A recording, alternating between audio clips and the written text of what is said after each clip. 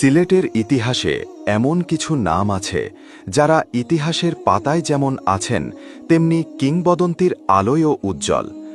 আজ আমরা জানব সেই সাধকের গল্প যিনি ইয়েমেন থেকে এসে শাহজালালের সাথে সিলেট বিজয়ে অংশ নেন আর রেখে যান কানামারার রহস্যময় ইতিহাস। ১২০০ শতকে ইয়েমেনে জন্মগ্রহণ করেন সৈয়দ ইয়াকুব। আধ্যাত্মিক জ্ঞান ও সত্যের অনুসন্ধানে তিনি সাক্ষাৎ করেন মহান সাধক শাহজালালের সাথে। সেই সাক্ষাৎ তার জীবনকে বদলে দেয়। তিনি সিদ্ধান্ত নেন ইসলাম প্রচারের মহান অভিযানে শাহজালালের সঙ্গী হবেন।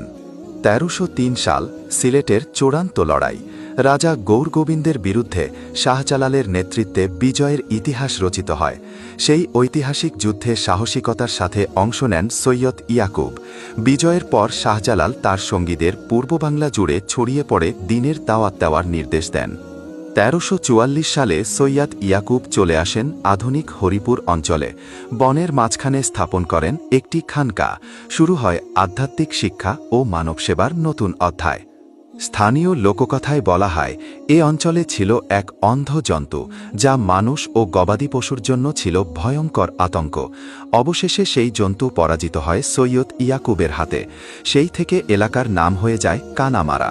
মানুষ ফিরে পায় নিরাপত্তা, গোয়ালেরা শুরু করে নির্ভয়ে গরু পালন। সৈয়দ ইয়াকুবের ইন্তেকালের সঠিক সাল জানা না গেলেও তাকে সমাহিত করা হয়েছে একটি টিলার চূড়ায়, যা কচু কাটার মোকাম নামে পরিচিত। আজও তার সমাধির পাশে আছেন তার সঙ্গী গরু পালকদের কবর। ভোরবেলায় গাছের ডালে বানরের দল যেন সাক্ষী হয়ে থাকে শতাব্দীর ইতিহাসের।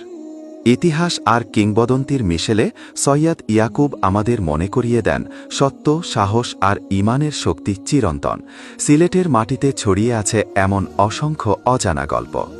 আপনি যদি সিলেটের ইতিহাস, ঐতিহ্য ও অজানা গল্প জানতে চান তাহলে এখনই লাইক দিন, শেয়ার করুন এবং ফলো করুন আমাদের সুরমানাট্য পেজ।